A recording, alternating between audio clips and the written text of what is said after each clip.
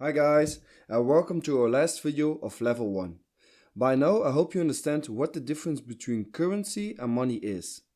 To illustrate what the dangers are if a government decides to print more of its currency, we will look at two examples of hyperinflation in history and compare it with the printing press of the American dollar today.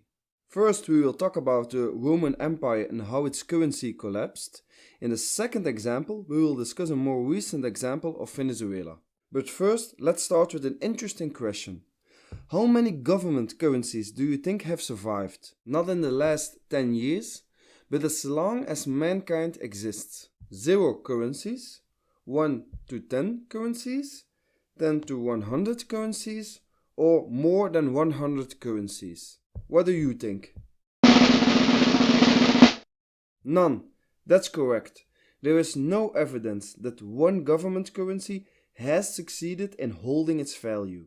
Absolutely none. Wow. So, that was only the appetizer. Let's start with one of the largest empires in history, the Roman Empire. How did the currency of the Roman Empire collapse? During the Roman Empire, people used the denarius as the most traded silver coin. It contained around 3.9 grams of silver and was worth a day's wages for a skilled craftsman. The Romans wanted to conquer new land and build new palaces. But who was going to pay for this? Suddenly, the Romans were out of pocket. A solution could be to increase the taxes, but this wasn't making them very popular. So the Romans found new ways to increase the supply of money simply by decreasing the purity of silver in the denarius. This process is called coin clipping. The government would collect the old coins and mint them into new coins with less silver. Now the government had more silver coins they could mint and thus fund new wars or a new spar for the emperor. Those motherfuckers! However, this provided some temporary relief, but in essence, the Romans financed their government expenditures by taking money from the citizens through devaluing their currency and thus stealing from future generations. From 64 AD till 260 AD, a period of 200 years, the purity of silver was reduced to barely 5%. Because there were more coins in circulation, prices skyrocketed. Soldiers demanded higher wages, resulting in even more coin clipping. By 265 AD, 5 years later, the purity of silver diminished to only 0.5%, resulting in hyperinflation. Prices went to the roof. Inflation in combination with increased taxes intensified throughout the 3rd and 4th centuries. Governments tried to hide the inflation through price controls, but this made it unprofitable for producers. As the currency collapsed, the Romans couldn't afford to pay their soldiers anymore. The process of terminal decline for Rome was set and the rest is history. Our second example is more recent from Venezuela. In fact, it's happening at this point of writing. Why has a country with one of the largest oil reserves in the world, that should be wealthy, hyperinflation, and a country that's in total crisis? Protests on the streets of Venezuela turning deadly after President Nicolas Maduro declares victory. The violence on Sunday, very real. The bomb went off near some motorcycle police, wounding several. Election day clashes between protesters and police claiming at least 10 more lives. The inflation rate is already at 40,000% and is predicted to hit 1,000,000% till the end of 2018. For example, a cup of coffee cost 2,000 bolivars a year ago. Now it costs more than 1,000,000 bolivars. That's just mind-blowing. People's lifetime savings are just wiped out in a couple of months. Because prices are increased so much, people are now faced with the choice of choosing between food or medicines. The government is now experiencing the fact that they no longer can afford the paper to print the bills. The country is in total chaos. And every day people are protesting against the government. It's crazy. But how did this happen? How did the government destroy this economy? It was once the richest country in Latin America. For example, their oil reserves are bigger than Saudi Arabia.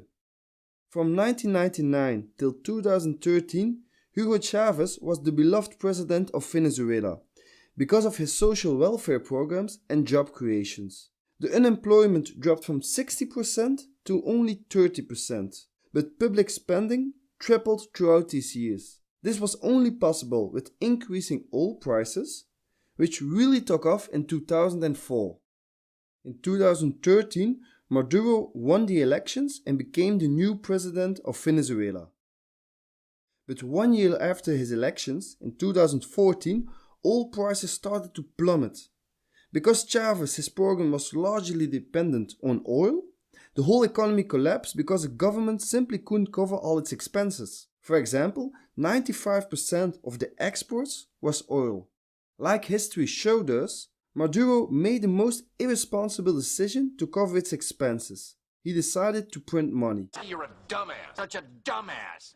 You're an ass. Now you see people getting back to basics. For example, fishermen are bartering and stopped using money. Maduro proposes two solutions. Scrap 5 zeros of its currency, which of course won't help anyone.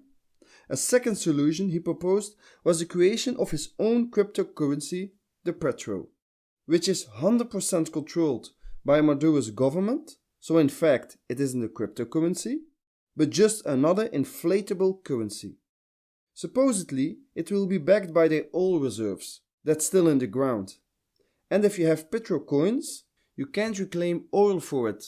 So let me ask you a question. Would you be willing to invest in this currency? I wouldn't. So by now you think our economy is strong and we have wonderful and educated politicians who will never let this happen. Okay, let's start with a simple graph. Before the crisis of 2008, we counted the total supply of money in billions. Now we count them in trillions.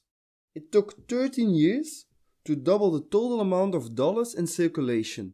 It went from 435 billions in 1995 to 870 billions in 2008.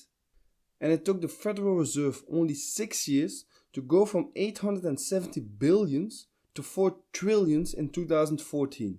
That's 5 times as much as in 2008. 60% of the value of all the currency in the world are American dollars. Half of the dollars are in foreign hands. Most of it is used by central banks as a reserve currency. But at this moment, various countries are buying gold because they stopped believing in the dollar. Since 1971, the dollar lost on average 9% of its purchasing power in comparison with gold. Since that same period, the S&P 500 appreciated only 7%. In other words, the American economy couldn't even keep up with the decline in purchasing power. Thanks for watching. This was the last video of level 1. In the next level I will explain what Bitcoin is. I hope to see you there. In the meantime, should you have any questions, just give me a shout.